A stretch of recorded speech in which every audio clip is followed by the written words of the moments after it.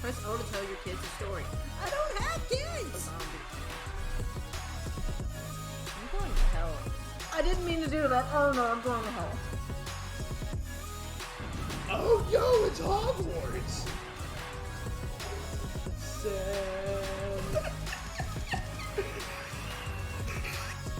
we're... Oh, here's something great. Da-da-da-da. Ba-ba-ba-ba-ba-da-da. You okay?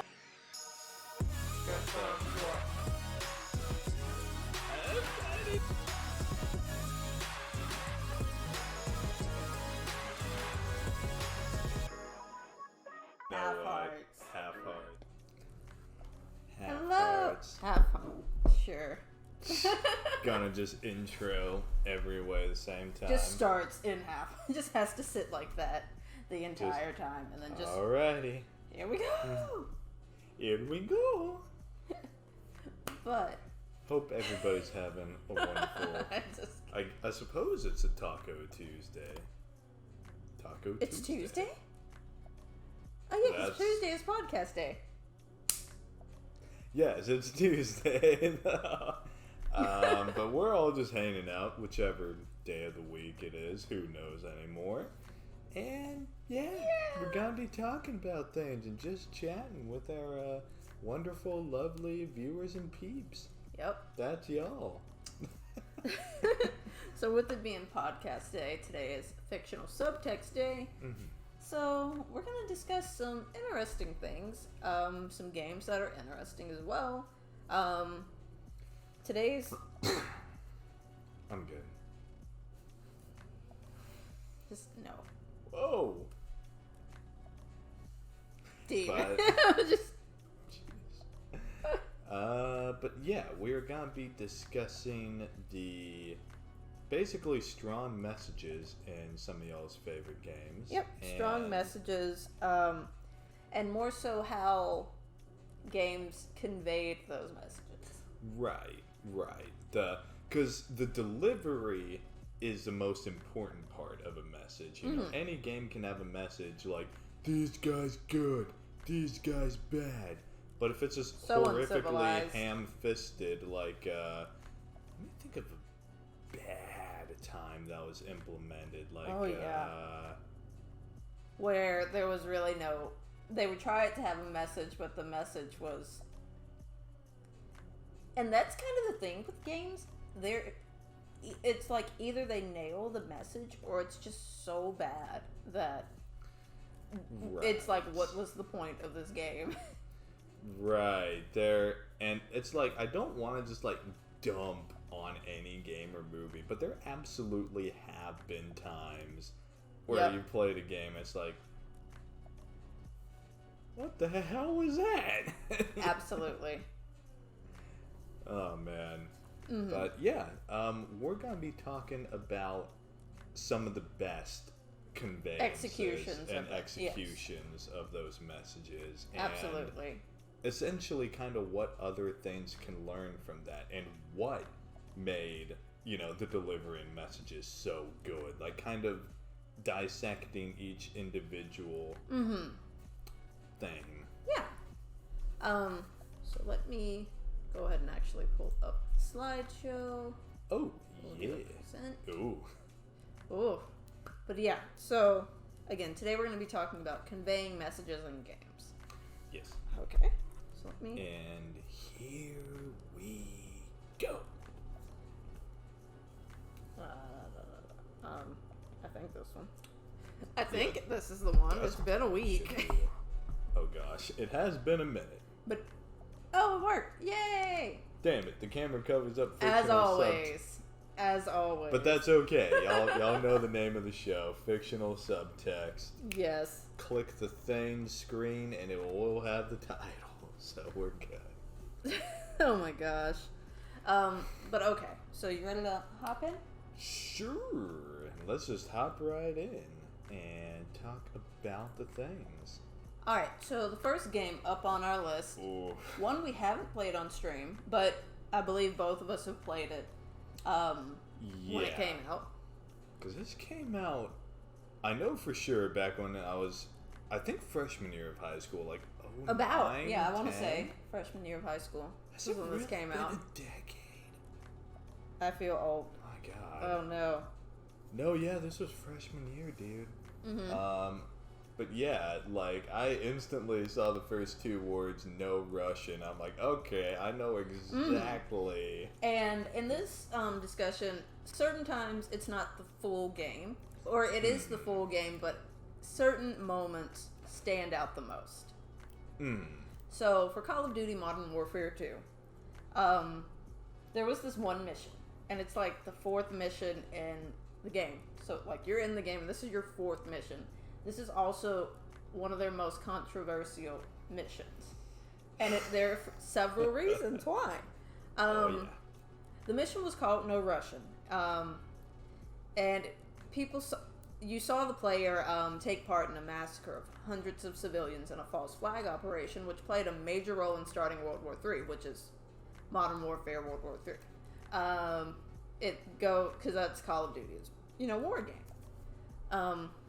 However, the reason why this brought so much controversy was they came out and said, you don't have to do anything. The outcome is this, you don't have to pull the trigger. You can basically walk through and let the allies do everything. Yep. Because I remember playing this. I didn't do it. I noticed that no one was directly attacking me, so I didn't have to do anything. And so when I played it, I didn't pull the trigger at all. Like, I just walked through with them. I just, like, hung back and then walked, like, after they did everything. And then at the end, they shoot you. And I was like, oh, I got caught. There's consequences to not doing Well, because at the end of it, they still shoot you, no matter what. The outcome is the same. They know you're not one of them. Like, they know you're, like, the spy or whatever. Right, like the CIA plan And, like, this was kind of, like, supposedly, in a sense, to make you commit a crime. But also, like, I thought, when I played it, that it was, oh, I didn't do it, that gave me away. And I didn't know people had actually pulled the trigger. Because I had a very different experience when I did this. Like, and this is a whole topic debate in and of itself, is like, detaching yourself when playing a video game and realizing, like, it's only a game, like, it doesn't matter. But, it's also the difference between, like, in Episode 3, Revenge of the Sith, when Anakin, Master Skywalker, what are we going to do? And it just, right. Everybody's first reaction is to laugh uncontrollably. But at the same time in this game, when you have a machine gun and you just mow everybody down, it's like, oh my God, it's so terrible. So, like, what? And I think the change there was, like, the blood, the gore, and, like, people actually, like, screaming for help as you're just shooting them. And it's like, oh.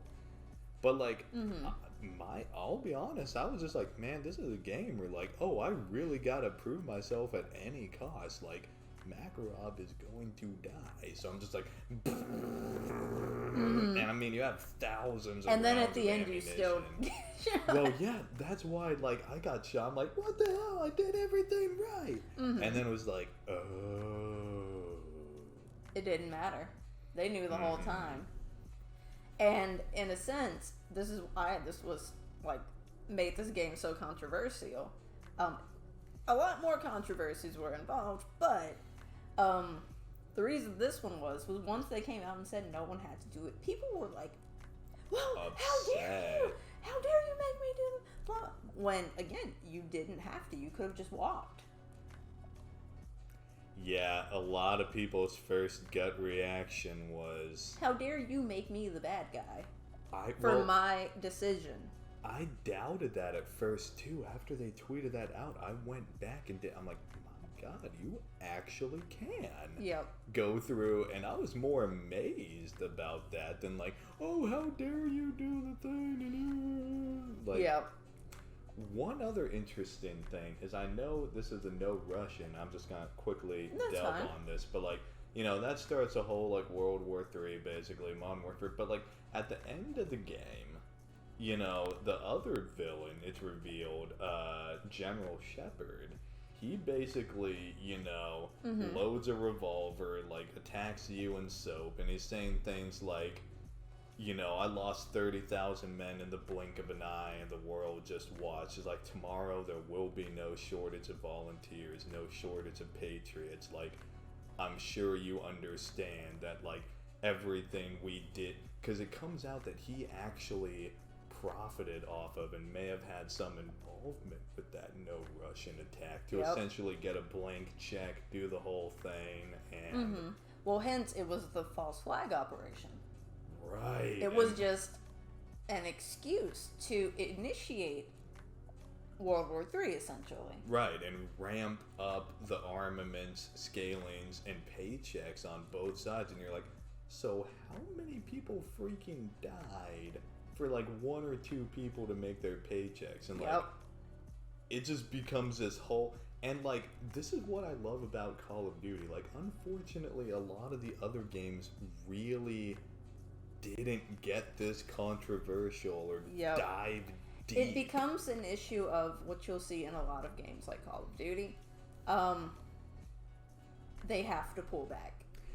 It's do we want to put a message, or do we want to sell copies? And unfortunately, a lot of people are like, we just want to sell copies. Messages, yeah, especially military/political, really hurt sales, because especially in North America, people don't want to feel like the bad guy. And it's again the thing you said with, you know, disassociating, because people play GTA, literally just NPCs. You just like the ragdoll physics, but you disassociate everything you do. There is like, you know, this is a game. This is not real. And that's why people just do chaotic things like run around with rocket launchers and jump from helicopters and just all of that, because you disassociate. It also brought up the question of all the people who got mad. Why are you mad? It's just a game. Right. If you truly were treating it like a game and had just done the disassociation thing that everyone does, why are you upset when there's another option of play style? Right. It becomes, did you not disassociate? Yeah, and it's like, I understand the whole, you know, a lot of games are role-playing, and like... But there's still the separation of, this is a game. It's like, if you play D&D, you can get very attached to characters, NPCs, everything. Oh, yeah. But the moment the session ends, you step away from that. Right. You know, I'm not this tiefling running around with like claymores and stuff. I'm just a person. Just a dude. And so again, there's the separation of reality and fiction. Yeah, and I mean, that's exactly the nail on the head. Like, and my big thing is just figuring out like where that lies, because I think every single one of us has played Skyrim, saved the game, and then gone into a town and just murdered everybody. And it's like, I remember in like not GTA, Red Dead Redemption 2, you were doing the was it the domino challenge? Or it was one of the dominoes. I was trying to do it to clear your like achievement list. No, you were doing yours. This was on yours, because I didn't have trouble with the dominoes one. Oh yeah, that's right. You had to like hack the game. I didn't hack. I just know how to play the game. Extraordinary luck. I just know how to play the game. But anyway. I remember you were playing it, and you were just constantly just trying it over and over. Freaking Harold, man, that guy. Well, it was like. And it was so funny because you were playing, and this one NPC kept winning, and then I just remember like walking in the room, looking, seeing you just save game. You just get up as Arthur from the table and just open fire, and then you just load back in as if nothing happened. Well, I think that was what it was. Like, in a lot of games, you can save, reload, like. This was a mission where it was very linear. You had to do it. It was mandatory to progress the game and campaign. And I think that's what made it stick and like stain a little bit with a lot of people. Because there was no, I can just load back in and change it. Yeah, there was no, I can load back in. There was no, I can, once it is done, it is done. And the consequences and ramifications of that continue through the game. And it's just like, oh my god. Mm-hmm. So, yeah, I remember, God, there were freaking, like, CNN ran a piece on this. And that was the thing. News agencies ran, like, so many stories on this because they were just like, again, this was, like, one of Call of Duty's more controversial games because of this one mission. Up until this point, nobody had really gone that hard in a video game before. Yep. Like, people have after this, but this was very much like one of the first of its kind. It really was. So next up. Oh boy. Oh boy. This was a game that has caused so many tears, dude. I bet. The Last It of really Us. did. Just watching it, I was just like, because when I was doing grounded mode, you hadn't seen it before. And I just got attached to characters and then just dead. And I was just like... no. And I couldn't say anything because that would spoil it for people in chat. But, man. But I think this game came out, 2012, 13? Mm-hmm. Sometime around then. But this is very much like the title, would say there is no good or bad. There is only survival. And it's like, despite the atrocities of the post-apocalyptic world, which there are a lot, there are still things worth fighting for. And the thing from that I got was at the very end of the game, after everything, Joel and Ellie have gone through, like the murders, the surviving, the, just horrible, infected, of course the whole thing is like Ellie was going to die to make a vaccine to save the world. Joel, basically took her out and saved her from that. And, she was talking about, promise me everything you said is true. It's like, why couldn't I just, die there and make the vaccine? Why couldn't... And he's like, now I struggled for a long time with surviving, but you always find something worth fighting for. And that stuck with me for a while, man, because that applies to so many things in our life, You always find something worth fighting for, whether it's yourself, family, a loved one, a sense of hope. And I mean, there was always that sense. It's like, people died along the way, but there was hope in the Fireflies. And that's another thing. The very start of the game, after Sarah dies and everything's thrown into turmoil, there's a Firefly broadcast that said, when you're lost in the darkness, look for the light. And, they were basically trying to rebuild the three branches of government, America, and smooth things out. They were the ones working on that vaccine at the end, too. And, even, when you start out in the quarantine zone in Boston, things are in martial law, but, everybody's trying their best.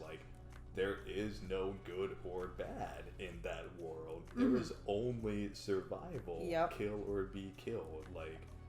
And, despite how gritty and bleak it is, there's just that element of hope. There's that element. It's because you always, and again, from watching it, I watched you play it through the whole game, and of course, most of it just this is kind of a just survival game, whatever. But then you have characters who come in and they give you hope, and you're just okay, maybe things are gonna get, and then it's just nope, and then it's a roller coaster almost. And it just ends with again, Joel, and like you said, what's best for one person is not necessarily best for everybody. Right. And as you see, there is a Last of Us 2. There's no vaccine still. Yeah. There is a chance. Granted, there's a chance it may not have worked, but there is a chance that it could have, and things could have been better. That would change the entire world. And there would have been that if hope. The vaccine had been made. Mm-hmm. Yep. And it's kind of funny that you say hope is kind of like one of the key messages in The Last of Us, because if you remember, like, the mythology, the story of Pandora and Pandora's box. Right. It's like, she opened it and all this stuff goes out and it's like war, wrath, disease, all of that, famine, all of that. And like she manages to close it before the last thing gets out. And the last thing was hope. And that was kind of the thing, because if you remember The Dark Knight with Bane, and it was like his speech with hope. Gosh, I can't remember the whole speech. Oh no. But it's been a long time. Let me look for it. Because that was what, The Dark Knight Rises? Hope. God, I watched The Dark Knight like 16 times, but... There we go. Oh yeah, you didn't adopt the darkness, I was molded. Oh my gosh. Like that speech? No, that's the darkness speech. Let me see if I can find it. I'm going to find it. Oh Lord. Because it basically plays into that.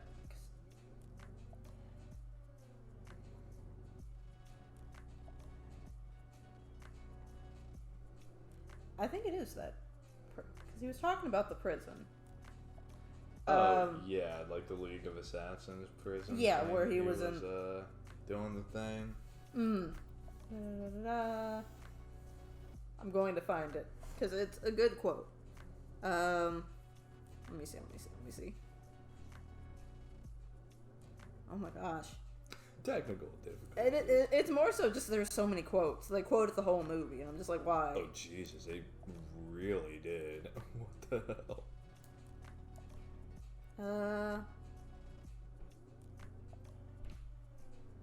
Gosh darn it.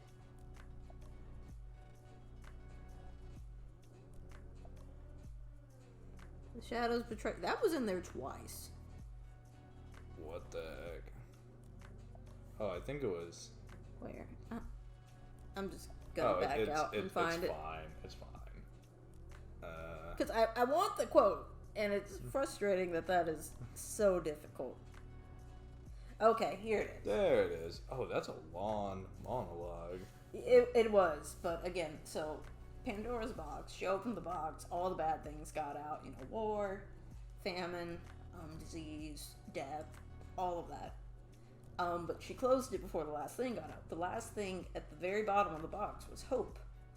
And it's kind of a sense that why is hope in a box with these bad things? These things that basically, destroyed, that essentially destroyed the civilization that was, and like made everything how it is now, and brought all these things into the world. Essentially, that was kind of the story. That's because hope can be very dangerous at times. And you do see this in The Last of Us. It's that hope that Ellie can grow up and have a life. That Ellie essentially. But at the same time, there's also that hope for a cure, but it requires her to die. It intersects, and then it intersects, and Joel makes the decision to go, no, this isn't, she's just a kid. Kills the only people who can make the cure. So even if they caught her again, there's no point. Mm-hmm. Which I believe you see in The Last of Us 2. Unironic. It's like at the very beginning of the game, so it's not really. I think that's in the tutorial mission. And yeah, I obviously haven't played any of the but Last if of it's Us in the 2, tutorial, it's open game, I feel.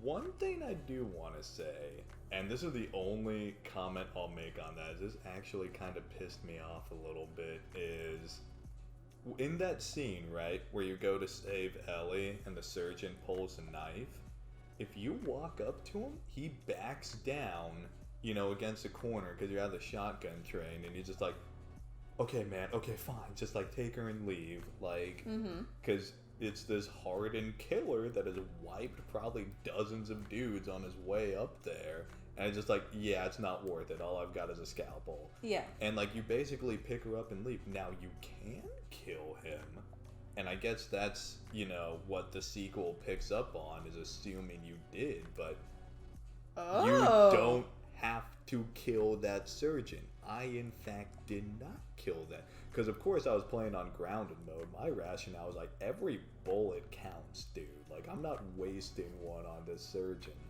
Sure enough, like, you didn't have to do it. Oh, so I guess that's maybe a little bit of the no Russian thing again. But, yeah, I'm just like, what the heck? Oh. Which, yeah, that's like the major plot point in the sequel, from what I'm gathering, is how Joel killed that guy. But I'm like, what about those of us who didn't? What about, like, that kind of overwrites that story beat for those of us who didn't? Like, but the quote was, "Home where I learned the truth about despair, as will you. There's a reason why this prison is the worst hell on earth. Hope. Every man who has rotted here over the centuries has looked up to the light and imagined climbing to freedom.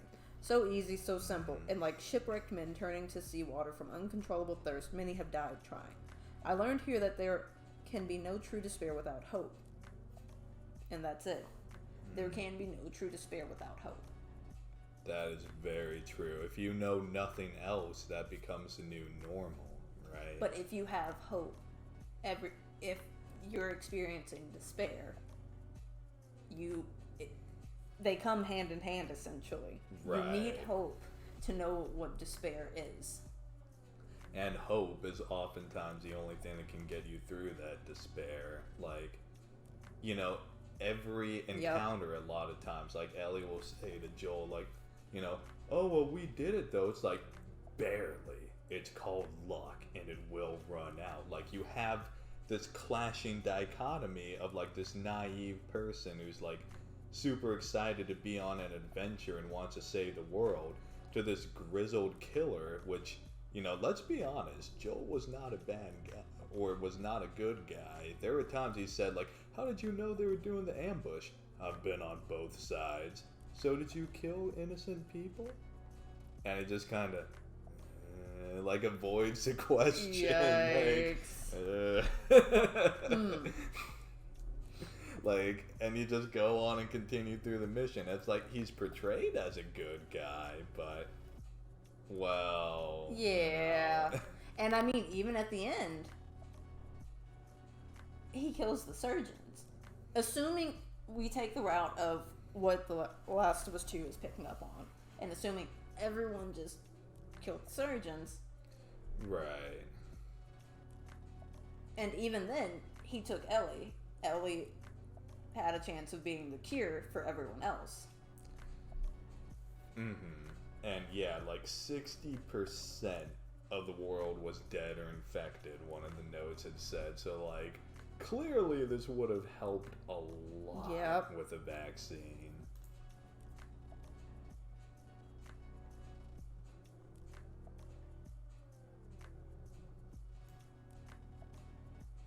Oh, yeah, this is very much the, trip down memory lane. Trip down memory lane. Just tripping down. Yep.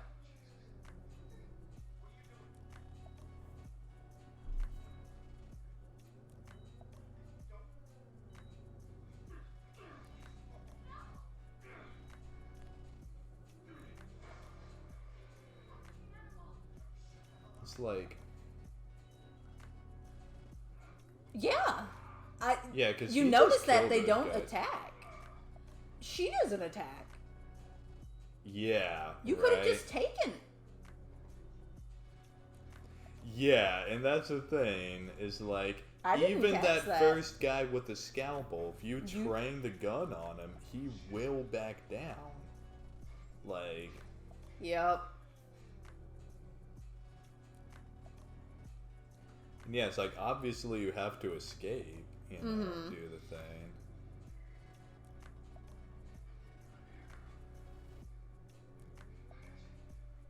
Because I'm wondering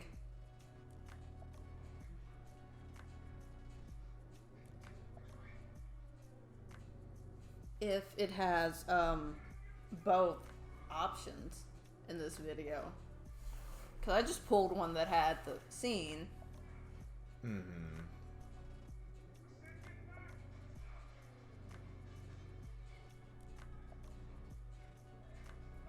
But yeah, because you saw they weren't attacking.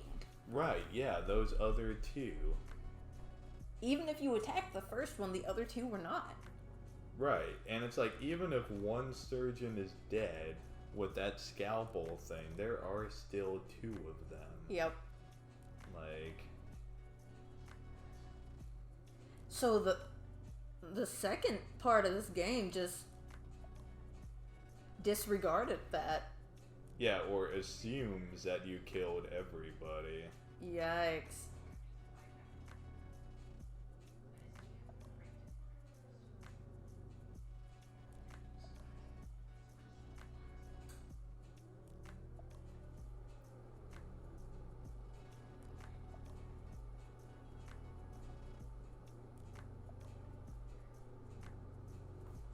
Yep.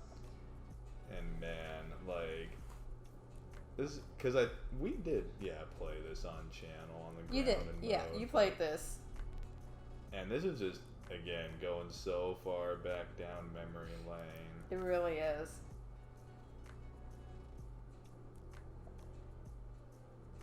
Because, you don't find out till later what happened. It just shows him driving off. And it's like, I love that shot. Because it's like, well, did he do it? Did he Yeah. go back? Or... And then, of course, bingo.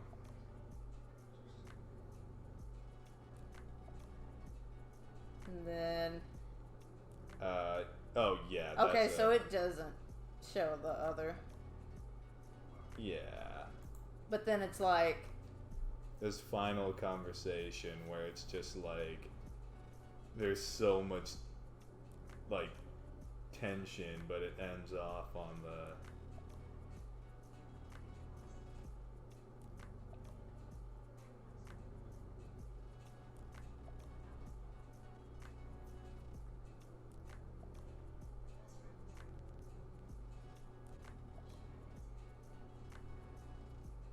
Oh yeah, this is the whole Left Behind story where it did the... Yeah.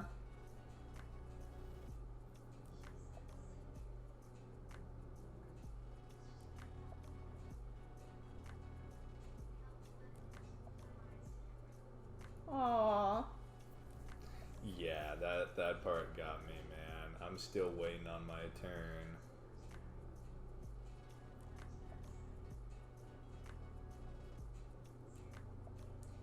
Oh, Sam was rough. Yeah, none of that is on you, and there's a quote.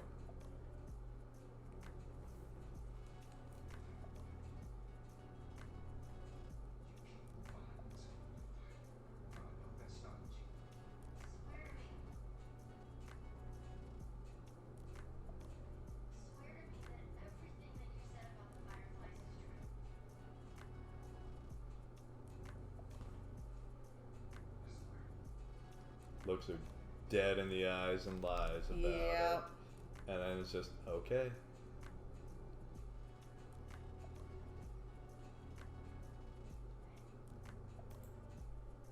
And that's such a perfect ending. It dude, really is. That, like, yes, that was a lie, but it's, he saved her life.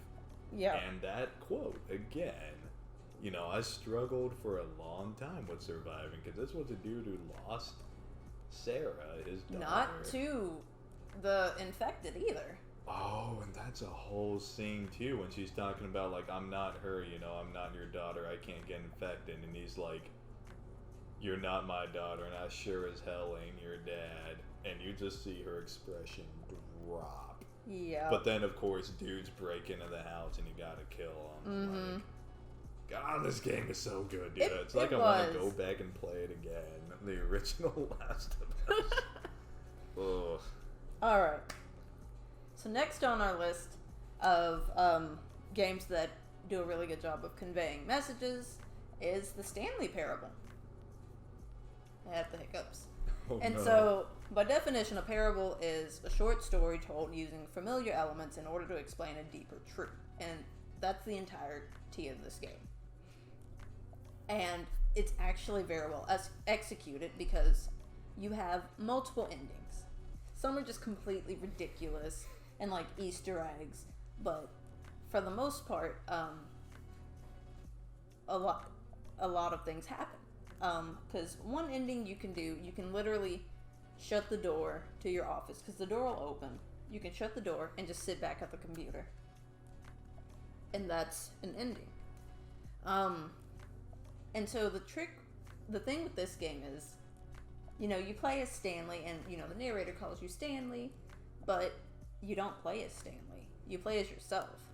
Because Stanley follows orders blindly, which is why the narrator gets angry every time you make a wrong choice. So if he's like, he goes to the left and you go to the right, he's just like, okay, maybe he wanted to just take a diversion, look at the boring offices over here. Now he's going to turn this way. And you just keep doing that, and he gets angrier and angrier. To the point that it's just like, aggressively forcing you to because I played this and it aggressively tries to make you go to the point that a brick wall will appear. Like you'll turn back around, brick wall. Just when the DM railroads the hell out of you, like, Yep. all right, divine intervention. It literally is divine intervention, but it's a parody of how we play.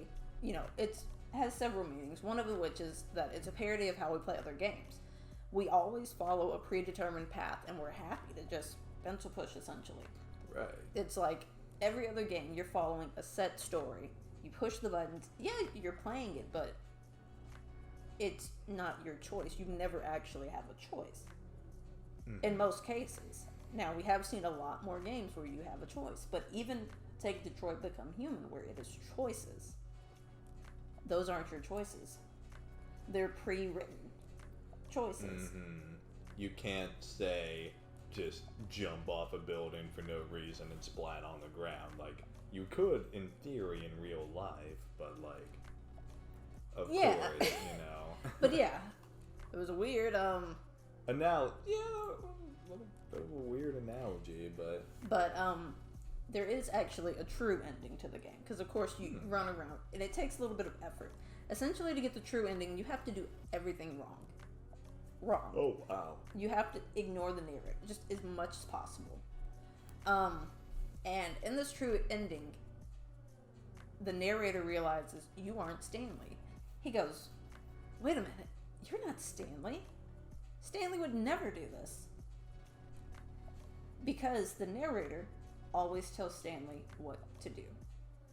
And Stanley does it. So when you come in, and you're playing as Stanley, but you're still being you, the narrator realizes that you are an actual person. Oh, wow. And he basically, you get outside of the construct, I'll just call it, like the office, and it's outside, and you're basically left to just like look in and see him playing with his actual kind of like toy, I guess, which is Stanley, and Stanley's just pushing buttons. But because you are not Stanley, he just lets you go.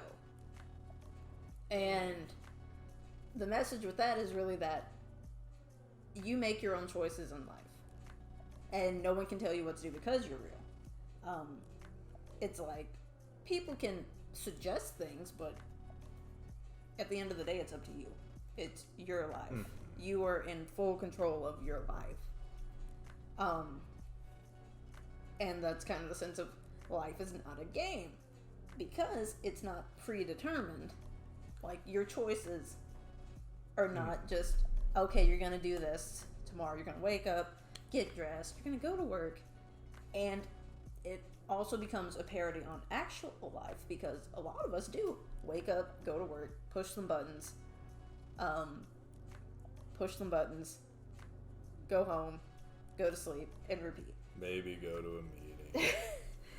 But And it kind of plays on sort of that kind of 9 to 5 mentality as well as kind of a parody of that. Because at any point you can choose to just be like, sit at your desk at work and you're like, yeah, I don't want to do this, and just walk out. It is still your choice. 100%. You don't have to follow the narrative. You can just do what you want. Now, the funny thing about that is there aren't 100% of people that do believe in free choice. There is a significant people whom I personally know who 100% believe in predestination. A lot of people do. Everything we do, it has happened, will happen according to a set order. And yep. I can't wrap this is getting into more metaphysics and games, but Fictional subtext. It's true. It does go a little bit hand in hand, but it's like, okay, but at that point, you could punch me in the face, right now, or I'm like, you could, do a handstand and just start singing and dancing. Yep. You could. I'm like, you can do anything you set your mind to. And it's like, I really feel like, yes, there is a it's like, yes or no. Is there a thing? And, we can do anything we want to, but I think the predestination kind of... Is that, yes, you can, but everything is already written. So, it's already written that you're going to do this. Yeah, Even if it feels like a choice, that's kind of what the predestination thing is. Everything, all of your choices are kind of you've already made them, essentially. Right. And you're just going along that path. And I feel like even if it does exist, predestination, the illusion of choice is far more important. Yep. Because if everything's already determined, what point is there to do anything? Yep. Right. And that's, yeah. And that is a very big thing, is having that illusion of choice. So take, for instance, a game. Like Stanley Parable, Detroit Become Human. Anything that requires you to... where you have options to stray off go from point A to point B. When you can do all the, turns, but you still get to point B. It's the illusion of choice. You have the choice to do all of this, run around, do side quests, do this, but you're still, in order to finish the game, you have to get to point B. And so that's, again, and, we're typically happy with that because it's like, yay, I did the game. Yay! But then you have a game like Stanley Parable where, you're immediately, get up from your desk, Stanley. Okay, you get up from your desk. Stanley walks out. He notices that none of, his coworkers are here. Maybe they're in the meeting room. Okay, so you walk, and then it's like, okay, Stanley went this way, but maybe he wants to, look at the chairs here. Those decorations are boring. So we're going to continue on our path, and then there's a door. Stanley goes to the left. Well, of course, me being who I am, I don't think I want to do that, goes right. And then they're just like, okay. Well, if you go left here, you can get back on. We can get back to the story. Of course, continue. I don't think I want to. But then at a certain point, it'll restart, and it'll just be like, okay, let's try that again. I've even drawn a line. Oh my god, that's so sassy. It is, and the narrator is very sassy in this game, and it's hilarious. But it'll even get to points where you're just like... Because I remember I was playing it, and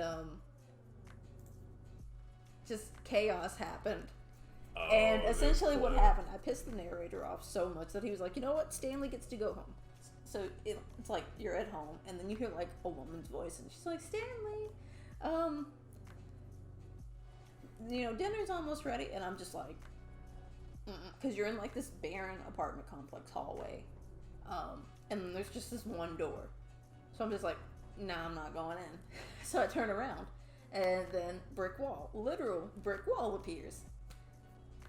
And the narrator is just like, Stanley goes inside and helps his wife with the cooking. And then I'm just, and like, Stanley, can you read the kids a story? Check on the kids or whatever. And I'm just like, I'm not going in. And so I try and go the other way past the door, brick wall. And it literally boxes you in to where you have no choice. And then I'm just like, so I turn back around. Freaking mannequin slides out. And of course, I'm just like, oh gosh, no. I remember this part. So at that point, this I was run so into the great. room.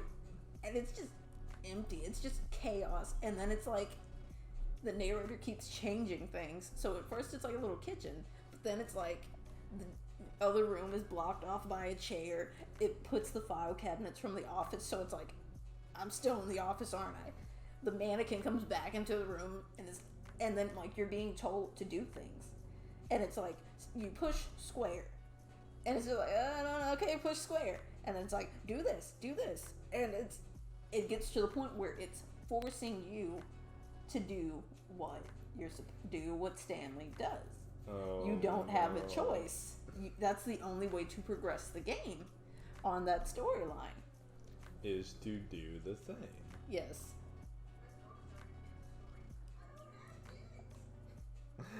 And it's literally, it aggressively starts spamming, like, things to do, and, like, I'm just in a corner cowering. Just, And then it's like, press O to tell your kid's story. There are no kids here, I don't have kids. But you have to push the button. So again, it's that illusion of choice oh my goodness. in games. So it's a giant kind of like parody of games. That's hilarious. Because I do know, I think at one point there was even like a Minecraft He gets level. mad and he's just like, oh, you don't want to play my game? Well, let's play someone else's game.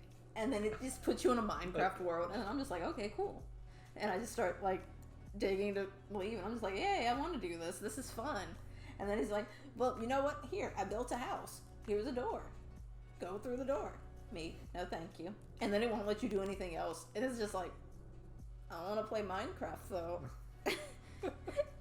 And then you go through and you're just in like one of the little dirt houses that you can build when you first start, where you just dirt, door, safe. Oh my god. But yeah, it's hilarious. This game is so fantastic. It is. Man. Like, I think I got all the Stanley endings. Parable. All right. Oh. This next one. Ooh. Ooh. This game is a gut punch. I'll let you take this one. My god. So let me just say, this is probably, we talked about no Russian earlier. That is a cakewalk. It is. Compared to what this game does. This game is aggressive with its message and you know what it wants you to be and who the story it wants to portray. Like, you can even see in that photo everything's kind of orangish, but the only thing that has striking color is that character's bloodshot eyes, and it's in the photorealism, you know, on his hand, the weapon, scarf, all of that. Yep. But Spec Ops The Line, you spend the whole game trying to do the right thing, but sometimes things are just out of your hands. The horrors of war can turn even the most valiant of men into monsters. Based off of the novel Heart of Darkness and applied to a modern war zone. That's a very simplistic summarization of the game, but that does it quite a bit of injustice. Because, like, for example... I'm sorry. Wait, what? I'm sorry. Oh, no, you're good. I didn't mean to, like, Jesus, I didn't mean to shit on the... I'm kidding. But one of the biggest comparisons this game has been drawn to is the most recent Modern Warfare game. Which, I mean, that game got in trouble similarly to this game, except for differing reasons. I think it was Haditha Pass, where in the game, you know, it was Russian snipers who, like, picked off civilians. Well, that was American Special Forces that did that in real life. And there were a couple other incidents, because that was like, you know, the convoy or highway of death, they called it. And obviously that pissed a lot of people off, because they're like, Activision, what the hell? Like, you can't just rewrite history. And that becomes the issue, especially with war games. do I keep true, or do I sell copies and just rewrite history? The problem is you can't in a game, because a lot of people are going to be introduced to this history through this. That game. Yup. And then it becomes, what the heck? Because, yeah, a lot of people who were playing Modern Warfare were not old enough to remember Haditha or, you know, the Bosnia-Herzegovina and stuff where that happened. But we're talking about Spec Ops Live. We're not talking about that. But this game pulls no punches. For instance, this is one of the loading screens from the game. Do you feel like a hero yet? And they are aggressive even in the loading screens. Some of them are basically like, you know, talking about the report for collateral damage like doesn't matter, or it's reported in like the excessive casualties of civilian property and loss of life is like within acceptable parameters at this unit. And then it's like, this is one of the most anti-war games I've ever seen. And that was its purpose. Its purpose was to be, you know, very much that. And it's like the very start of the game, the menu screen, it's an upside down American flag, the universal sign of distress, and Jimi Hendrix's national anthem from Woodstock is playing. It is the most clear message, like clear as day, when you boot it up. Of course, that flies over a lot of people's heads. You know, younger audiences that are playing that. But me, because I might have to do this on stream one day, because I played it off stream. But my God, I noticed that right off the bat. I'm like, what kind of game am I jumping into? Yep. The loading screen that stuck with me, though, was, you know, do you even remember your mission? Or, like, why you came here? And it's like, the whole time you're going through, right? Like, it starts with you attacking these people, and, you know, everything just goes downhill from then when the ambush happens. And through the time, the most striking moment everyone remembers, you know, you might remember this, is a moment where you have to ambush an armored convoy, but you're using white phosphorus to do it. Now, white phosphorus, of course, is highly controversial because in the invasion of Iraq, we used it over Fallujah, you know, military soldiers, and it basically burned a lot of civilians to death, and it was highly controversial. But in this game, you see the full effects of it. You go down after you've rained it down, you know, white particles are still in the air, and you're basically, you know, talking about, like, where are the civvies, and the guy's like, we were helping people, and they're like, no, you weren't, there wasn't. But then your sergeant's like, Captain, you might want to take a look at this. Go over, and there's probably 300 dead women and children, just baked alive, eyeballs, you know, glassed inside of their skulls. Like, it's one of the most horrific images I've ever seen. I haven't played it, but I've seen that, because it is on, like, everyone's list of most horrific scenes. Or, yeah, the most shocking moments, and it's just like, oh my God. Like, there was a part of me that wanted to quit playing then and there, because it's just like, it makes you the villain, and it's just like, and you know, it says it in this summary, it's an indictment of the hero fantasy of violent video games itself, attacking its own existence in a meta fashion through loading screens and the crazy end of the whole thing where the game is talking to the player more than the character. Right, and the ending of the game is you finally find out, after all of this carnage, that John Conrad has been dead for like months, and he says, you know, rumors of my survival have been greatly exaggerated, you know, parodying rumors of my demise have been greatly. And so he starts talking about, like, you know, you saw what you wanted to see. It flashes back to every scene where you're talking to a broken radio, and your guys are like, Captain, and they gradually notice your insanity more and more, and they're like, should we say anything? Do we follow orders and go along? Like, where finally they just buck the chain of command, and I mean, there's obviously more moments in the white phosphorus, but do yourself a favor, play the game. Like, it's been out for a while. It's super cheap. Yeah. Just do it. Because, those cuts, those loading scenes, I saw some of them, and it was just like... Oh, it's brutal. Gosh. It pulls no punch. It is a gut punch every time. Well, yeah, I get it that it's, it's essentially, it attacks its own existence because you have these games like Call of Duty, PUBG is in that style. Just mindless violence. Well, yeah, it's mindless violence. And you'll even see that, I know at one point, there was even a point, I'm pretty sure it was Call of Duty, where even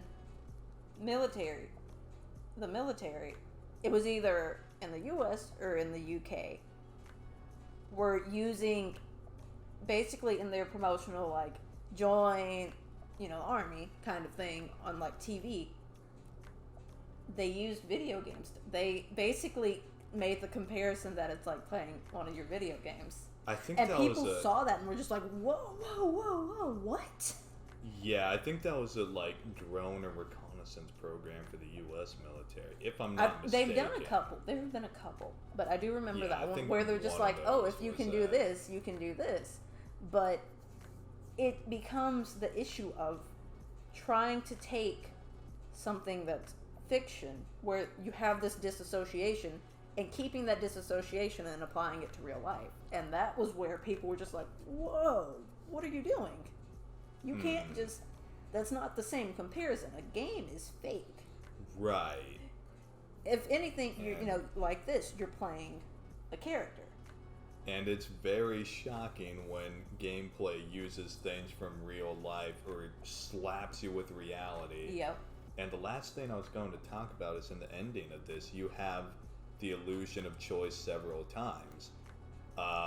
One of the endings is Conrad points the gun at the player, and it's like, you're fake, you're not real. But he says he doesn't know that, or something, or it's like, what if I am? I promise you, I'm a greater danger than you think I am. And, like, there's a little bit of the fourth wall break there, and it's just like, oh god. And then you start feeling more uncomfortable. It's like, everything you did up to this point, like, why? Mm-hmm. And so there's an ending where if you don't shoot Conrad, he shoots you, and you die. And then it's basically, it shows the captain with a gun to his head, and he killed himself, basically, as an ending. If you kill him, you're then taken to a scene where you have, like, this shotgun, and, soldiers can approach you. Now, you can shoot at them and you can die, and that's one of the ending. You can hand over the gun and do nothing, and then, they're like, how did you survive all this, Captain? And he says, who said I survived this? As, like, you drive by and there's, like, literal soldiers hanging from street lights. And the last ending is if you actually end up killing all of the soldiers. One of the guys calls into the radio, you pick it up, and it's just like, welcome to Dubai, as he throws a radio down and just walks off with a crazed grin into the desert. Yikes. And it's like, that's probably the scariest ending. Yeah. And it's like, the whole time in the game, you had no choice up until that point at the end. Mm-hmm. And it's just like, man, this game is nuts. Like, yeah, I can't recommend it enough. Alright, but next one. Yeah, that was a lot. That was... But that's There's good. a lot to unpack with that. So next up on the list, Fallout New Vegas. Now, there are a lot of Fallout games. There's a lot of lore behind Fallout. I've personally kind of, like, read all the list of, like, all the vaults and, like, what happened. I never played the games, but it popped up on something I was looking at one time. I was just like, oh, what is this? And then I was, like, reading about all the vaults, and I was like, what kind of game is this? The vaults Who would play this? Vaults are pretty messed up. And so, in particular, we're going to look at Vault 11.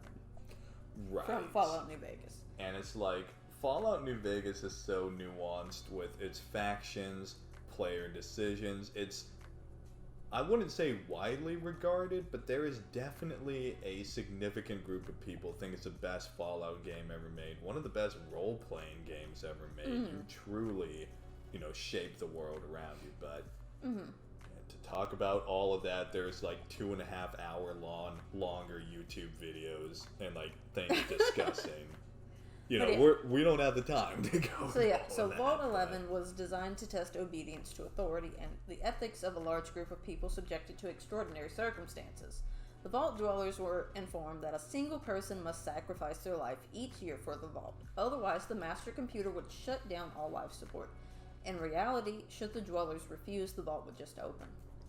And this was, I distinctly remember this, the most tragic thing I walked into with my playthrough of the game. Is because you walk in, but they would actually hold elections in this vault. And it was a bizarre parody of democracy in that, like, you'd have, your political parties and unions where essentially, they take dues to not elect somebody in their union. And so you had these blocks like working against each other to like in the most corrupt schemes imaginable to like frame somebody, or like, somebody is like an adulterer and like money launderer, like vote for them. And it's just like, that's so funny because a lot of like politicians across countries regardless are like corrupt, but people vote on moral reasons or like virtue. But this was a complete subversion of that, which was brilliant, I thought.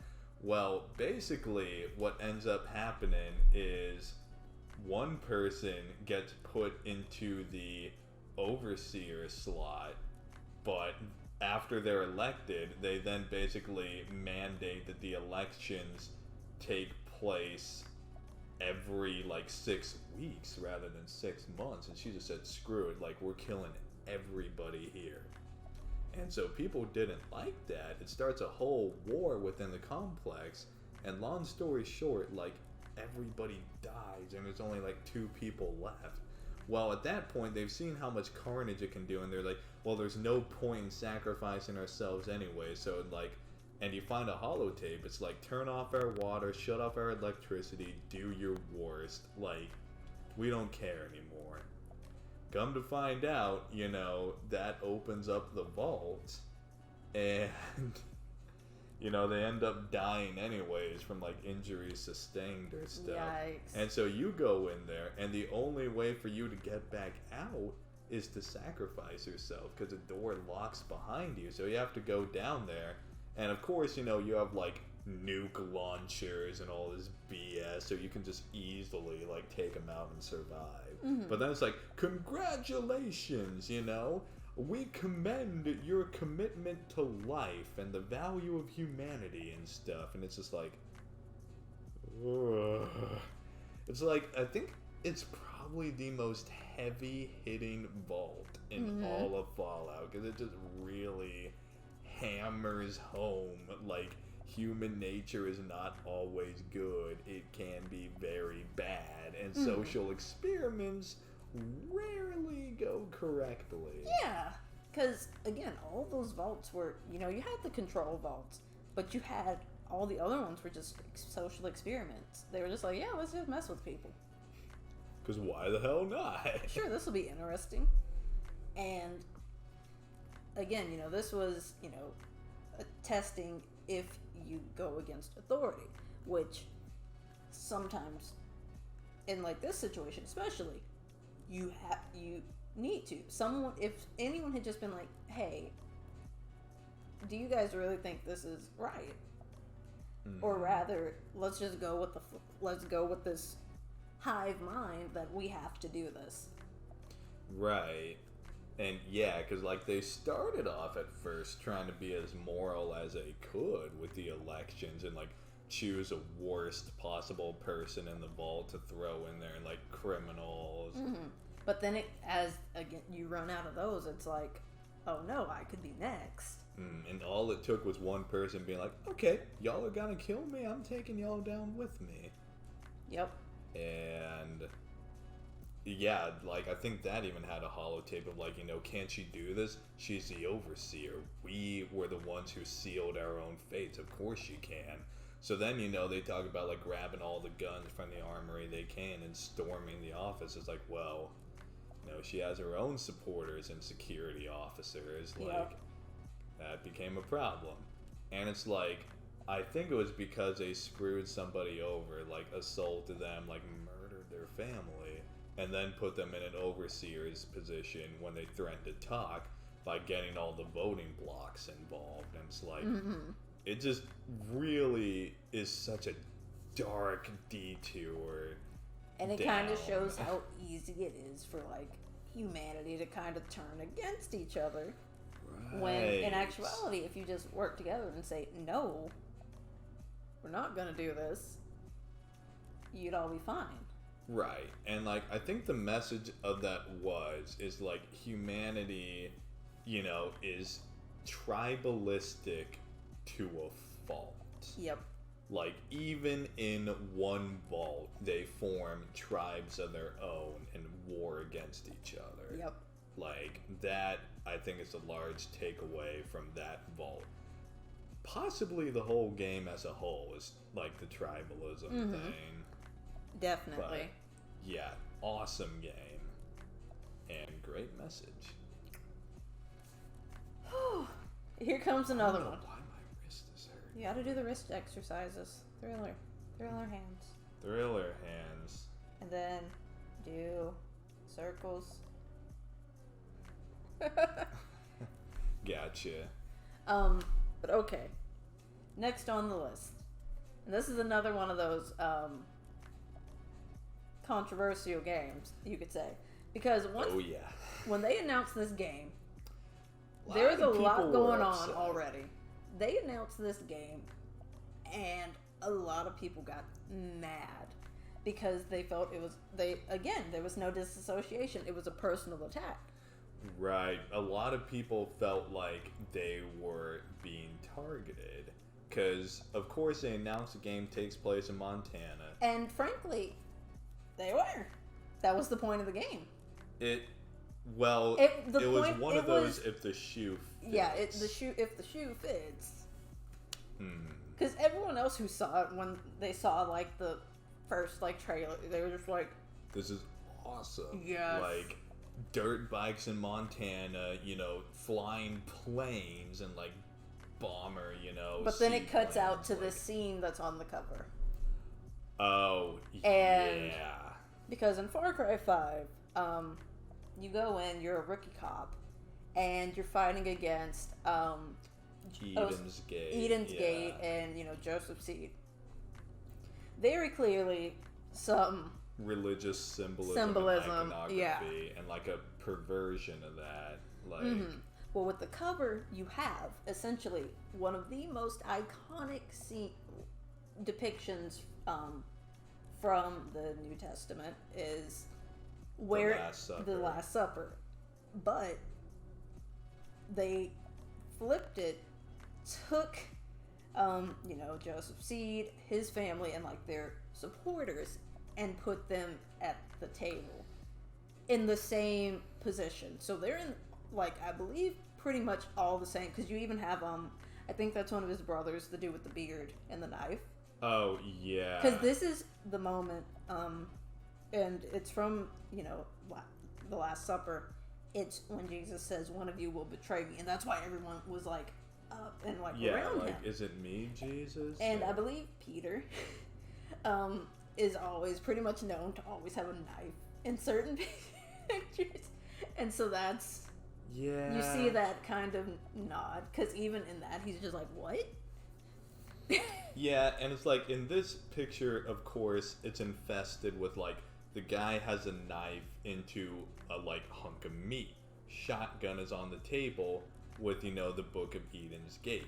Everybody has like revolvers and shotguns, and like the story behind Eden's Gate is it was basically a group of like paramilitary, like white supremacists, and I'm not gonna sugarcoat things, like this is the game. Yep. Like that's how it is. Yep. Like you take on those guys, and they're basically carving out their own territory in Montana, and they have like a plan to survive the end of the world. Well, you don't find out what the end of the world is until like the end, when you find out they've stockpiled all these nukes or found the silos, which, there's a lot of those in corn silos hidden away in Montana, Idaho, like wherever. Yeah. And so, because Far Cry 5 plays into the next Far Cry 6. Oh yeah, Far Cry New Dawn. New Dawn basically picks up after this happened. Because I believe even part of it goes into the end where, before we get to the end. Right. So you're a rookie cop, you're sent to arrest, Joseph C. You're just supposed to arrest him. He is the head of a dangerous cult called, the Project Eden's Gate. They're heavily armed, fanatical, and, especially about their devotion to this dude. And so several things can happen, because this is, again, another one of those illusion of choice games. Right. So, of course, if you do the thing, you arrest him, you take him, things go wrong, of course, like any game, and then you're put in the situation where you have to, like, go and just take down each and every one of these little, like, inner factions, and then eventually get to him. Because I know one of the things that can happen, one of the secret endings, is if you don't put the handcuffs on him. Right. If you just sit there, and he'll continue to talk, and he's just like, go ahead. And then eventually it'll get to the point where he's like, I thought so. And then like the other officers like, come on. And then you have the other guys who are with you, and they're just like, what do you guys do? Oh, and they're just like, let's go. Yeah, and it's like this is the only way we're making it out of here alive. Yep. But if you don't do that and do the, take him, all the things happen, you guys get separated, you find out the sheriff you were with was actually helping them. Yeah. And so there was like all those plot reveals. But the game itself was very much symbolic of that fanaticism. And yeah, how like a perversion of like the tenets of religion, or like how it can flip to extremism and supremacy, and like how those were kind of tied hand in hand. Like that was a whole premise of the game. Yeah, and at the time when it came out, a lot of things were happening, especially here in the U.S. Very relevant. That were very relevant. So when it came out, it hit hard. It struck a nerve. And a lot of people. People who didn't even play video games were offended. And like, again, it was they were devs, studio, all of them. If the shoe fits. Yeah, we're not that changing was very anything much about this their game. attitude, and I'm glad they didn't. Cause it's a great game, Yeah. dude. And it's like, you meet people along the way, like Nick Rye, the fighter pilot, and it's like, patriotic Americans, like, they took everything from me, like, killed my family, like, let's get back at the cult and, like, tear them a new asshole, basically. Yep. Like, and it's fantastic. You have that journey. It's pretty much similar, besides the main enemy and setting, to any other Far Cry game. You have the multiple mini bosses you take out, go to the main boss, you have a bunch of weapons, towers, friends you meet along the way. It's like, the only thing that's changed is the main bad guys and, the setting. Because, like, and like you were saying with the shoe fits, nobody batted an eye in Far Cry 3 or 4, going through, like, and frankly killing people, doing the missions. It's again, where we come back to, and this is what happens a lot in games that have strong messages, especially ones that are very relevant to the real world. It's, people want a game to disassociate. Yeah. And there's some people who can't disassociate when they become, their personal beliefs become the bad guy's beliefs.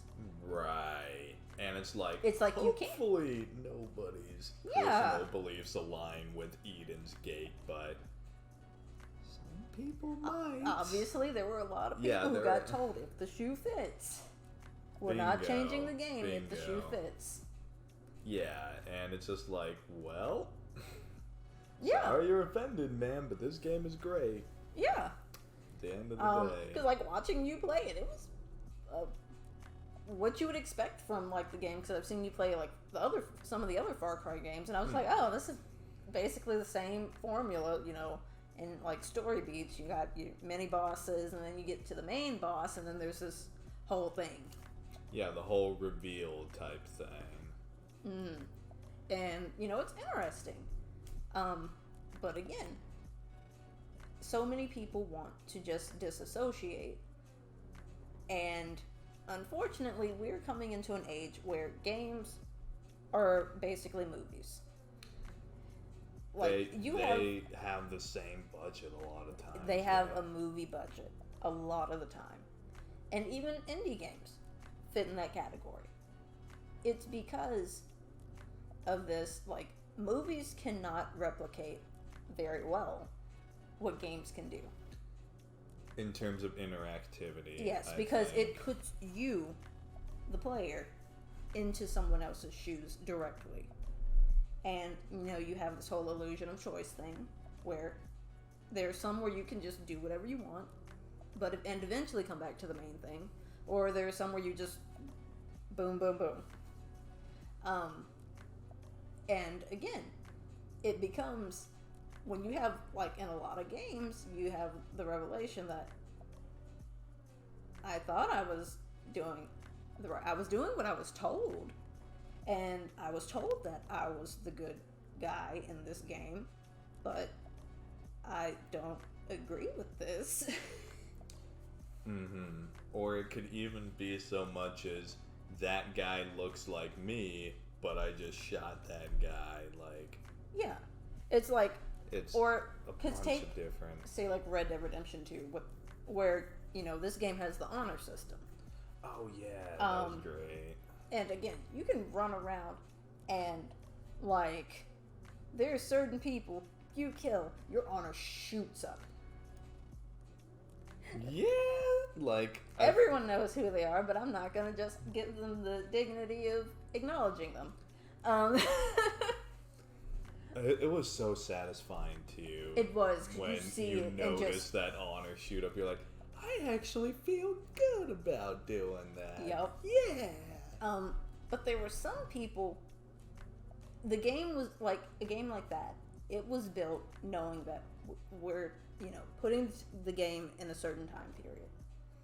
There are going to be certain people who buy this game, and, you know, granted you have, you know, the GTA crowd comes in, they just want to run around and just cause chaos. Okay.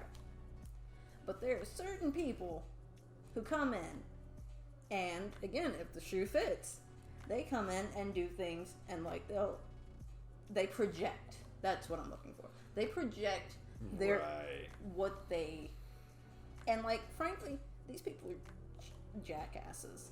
And, like, they will attack, you know, NPCs that are different from them in real life. And that's just that. Not sugarcoating anything. That's just how it is. Jackasses, you hit the nail on the head. Yeah. So the game specifically, because even if it was accidental, if, like, you hit someone, honor dropped. Just nose dives. If it was an accident, if they shot at you and you, of course, you're, oh, I'm doing this, shoot, honor drop. Because I know there was one mission where you go and you basically, like, sneak into a house and, like, you can, like, steal money, basically. And you can either kill the guy, like the dad who's there, or not. I was able to, like, sneak in and basically get away. But there are, like, several things that happen. You know, sneak in, get everything, come back later. But one thing is, because I looked up, like, all the possible outcomes. One is, if you kill him, for one, your honor drops. even though he does attack you, your honor still drops. If you go through and read the things in the house, it talks about who he was. And it's like, he's not a bad guy. It was just living in this world. Yeah, and a bad situation. Yeah. And, like, even if you go back, later in the epilogue when you're playing, as John, you have to, like, sneak again around the area and listen. Basically, the son has grown up, and, you know, he'll kind of just be talking to, you know, Grave, and he'll just be like, you were an asshole to me, but, you know, you're still my dad, and you didn't deserve it. And it's just like, there's so much big sad. And like, that's why I liked Red Dead, because it was, again, very much my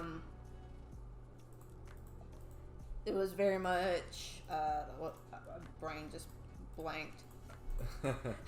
But Red Dead was very much, again, one of those games where you're rewarded for doing the side things and going off and exploring. It wants you to do that because you find out so much more, and you find all these stories. And I think Fallout is also very similar to that. Oh, yeah. Where you can go and you find these stories, and you just even Last of Us had this. Environmental and you read them. Storytelling. Yes, environmental storytelling. You read them, and like a character you don't know, who probably is sitting there dead, you read this note on them, and it just breaks you, because you're just like, this was real. Yeah, that was an event they had gone through, and you know, ordeals involved. It's because even like The Last of Us, I know one of the things was you go in a room, and it's all like, and it's just, it hits you hard to where you have to stop. Oh my god! But in a situation like that, that is a reality. If you know you have this virus where there are zombies, you have marauders, you have they're banging you on have the just door. Things are literally banging on the door, and that's also very reflective of past events that have happened historically, where people had to make that call. Because I remember I was a kid, and I read this one book. It was like a comic book, but it was basically made in a comic book fashion to talk about the Holocaust. And one of the things was, you know, the author of, it's basically the author's story, and like him finding like journals from his parents, and like talking to his dad, and his dad telling him the story. He like found journals from his mom, and essentially he never knew he had an older brother. Ooh. And you know, he's reading the story, and then it gets to the point where the person who was keeping, you know, the older brother, who was at the time was a child, and their kid, they were, you know, together, but then you have these people advancing, and they're just like, and they were just like, I'm not letting them take these kids from me. And so they basically poison them and the kids, and then like the you know, author goes and is just like, why didn't you tell me this? And the dad's just like, he just doesn't say anything, and of course the author is just angry. Oh my god. And it's just like, and like, I was reading that as a kid because I thought, oh, this is a comic book. And that's how they get you to explain complex issues. And then you just see that, and even as a kid, it clicks. And you're just like, oh no. Oh no. Yeah. Just... And that's very much a thing with, because games, books, movies, they all can convey very strong and very real messages.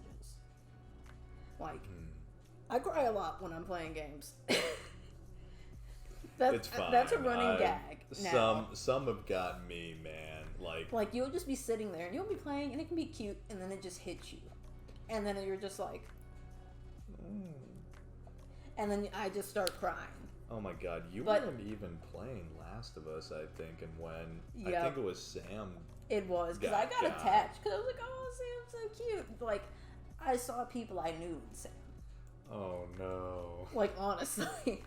And I was like, yay, they found friends, and then it happened. And then well, because it's like the thing happens, and like he was, you know, always like Joel was like a superhero when he was doing the missions with him, and I was just like, oh, and that's so cute. And then you have at the end when they're all about to go to sleep, and he looks at like his arm, and like I saw that, and I was just like, no. Yeah, and then please, Ellie wakes up, and she's like, Sam, and he's just like twitching because the stuff is taken over. And then even she, and like, because in The Last of Us 2, I think they currently have her just like running around, just being like tough, all just shooting and stuff. But in this, you have this kid who I think she even had a gun with her. Still, yeah, did not. Well, because she's immune, and I feel like she was. But even then, she couldn't, because she was calling to him. She was like, Sam, and then they push him off of her, and Joel is starting to, and he's like, and like the brother is like, don't you dare. And he just, like, eventually says, like, screw it, he's gonna kill us all. And then you hear the gun sound, and Henry had actually killed his brother there. And then immediately after, Henry kills himself. And so Joel and Ellie are just sitting in the room. And, again, you have Ellie, who's lost multiple people. And, like, same age. Lost, she was with Riley before. Yeah, lost Riley, lost Sam. And then, it cuts to them, they've buried them. But it's just like that hard message that, again, for The Last of Us, hope really shows you what despair is. Because, again, watching it, it's just like, yay! And then you see that and you're just like, no. And there's an optional dialogue scene that makes it even more heartbreaking. Is like you find out that Henry and Sam are trying to seek out the Fireflies because Henry wants to join because he's like this idealistic, repair like the country. And Joel is like, well, that's actually where we're on the way to, to link up with the Fireflies. So maybe we can continue on a little bit past this. And he's like, I think that'd be great, and they're having this whole conversation, and it's like, and then that happens. No. Yeah. And it's just like, oh. So again, they all had this hope that, maybe we can continue together, and then it's just gone. And like, that's how games can be so impactful. It's like, games are fun. You want to disassociate every now and again. But sometimes you need to be hit in the face with things, whether you want to or not. And I think a lot of games are better for that, having a strong and clear message. Like, it has a meaning, and you come away from it. And it's like, there's a reason games like The Last of Us, Spec Ops Align, they're... Excuse me, jeez. There's a reason that they're talked about for like decades and years after they've done. It's because they left a mark. Yeah, that message sticks in the minds of people. It leaves an impression. It's like you talk about it and you're like, man, I want to get back, or man, that was such a great, because like mindless violence is cool and all, but it doesn't really, Yeah, it doesn't stick with you. It's where you can play a battle royale game, say like Fortnite, bright, colorful, cheer, you're just running around, but it's like outside of your KD ratio, what really sticks with you. Right. And it's like a lot of times, the next battle royale comes out, whether it's Valorant or it'll just be another one. Overwatch, and it's this, PUBG, same formula. Like whatever. Like they're all very similar, and there's no message, there's no meaning, there's no. to be fair, that's a lot of just multiplayer games in general. Like, because I'm not gonna generalize. the object is royales. to, just play it. Yeah, just play and kill. And I mean, fun is entertainment, but like, this is where entertainment and meaning collide with a lot of these. Yep. Like, because people have said even before God of War came out, like, oh, single player games are dead.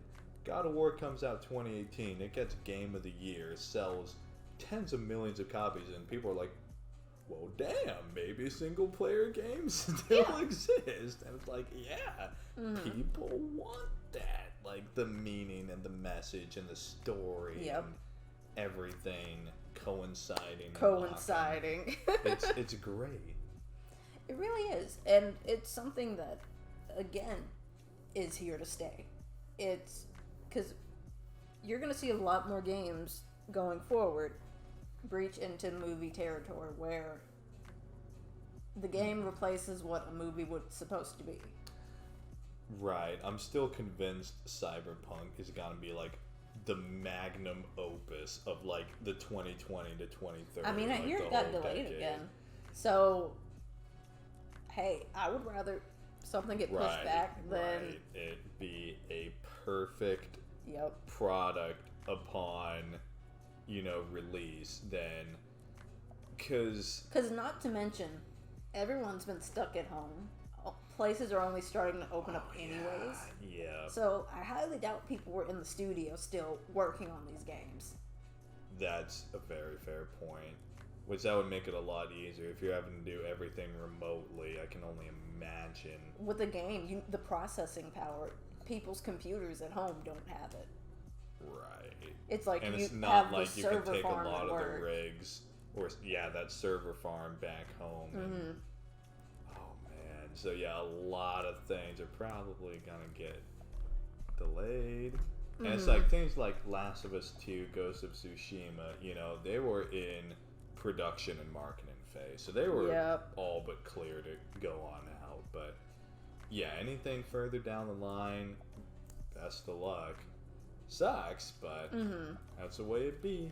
It really is, and you know what? It's good because you would rather a game come out and be good than a game come out and be just trash. Right. And it's like, don't want to talk about this too much. What I'm gonna segue into, but like a trend now is like live service games where it's like, unfortunately, a lot of the time it comes out broken on release, and it's a fix it later. It's like, no, dude, like, I will pay $60 and not even be mad about it if the game is complete on release. Yep. And like, you do DLC later, like, ugh.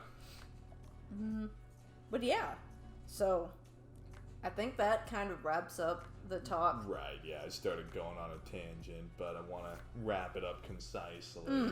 No, definitely. I think we, covered quite a few games that were really good, that really represented, games that convey a message. Because my head just blanked. Nope. But you want to say anything while I rethink my life? Just rethink life. Because, we mentioned the only thing that's like, because in Fallout New Vegas, there's a vault, but like, going back to why that's one of the best games is because even like some of the factions in the game, people you meet, like, you think they're just the worst people imaginable. I mean, Caesar's Legion is like terrible. They're enslaving and crucifying people, and it's just like, ugh, Jesus.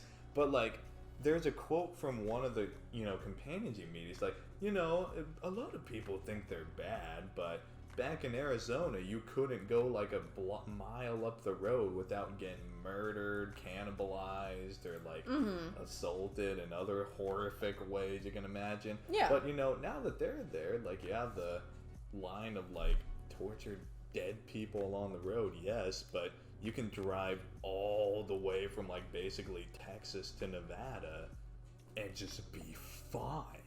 And nothing will happen to you because nobody dares mess with the Legion. It's like they drugs don't exist in the Legion because, well, they kill everybody who uses drugs. But, like, at the same time, that's one form of rehabilitation, I guess. And it's like they have this dark martial might that's strong enough to hold territory and bring everything together. And it's like, are they really worse than the Raiders, though? And then, like, you find out the NCR is this corrupt, like, monarchy, essentially. And, there's really no good guys, but everybody is good for the thing in a way. And it's like, okay, and every decision you make, like, yes, there's a karma, good, bad, but, like, it has in-game effects of, like, if you have a neutral karma, you can choose certain perks and have certain companions. Vice versa with good or evil. Like, it directly affects how you play the game, and I love that. Definitely. But, yeah, that's just, since we had a little bit of extra time, I thought I could quickly go over Yeah, that's fine. No worries.